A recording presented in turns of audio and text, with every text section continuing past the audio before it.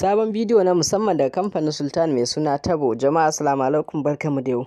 Kamar yadda muka saba zuwa muku da sababbin fina-finai da zarar sun fito, yau ma mun zama muku da sabon bidiyo daga kamfanin Sultan mai suna Tabo. Wannan fim ne na shahararren jarumi, kamar yadda kuke gani fim ne na John Abraham wanda ya kware gurin kawo muku fina-finai masu kyau. Wannan dai jarumi kai tsaye ya iya kafte sosai da sosai a cikin bidiyon shi. Kai tsaye ba tare da ɓata lokaci ba, duk mai buƙatar wannan bidiyo da kuma sauran fina-finan mu kamar yadda kuke gani zabafa irin wa'innan, muna da group na musamman yanzu wanda a ciki ne muke saka fina-finan mu da zarar sun fito. Da haka kai tsaye idan har kana buƙatar kasuwanci da mu, akwai lamba ta waya wacce na ajiye akan wannan bidiyo, sai ka ɗauke ta domin jin ƙarin bayani akan wannan tsari namu.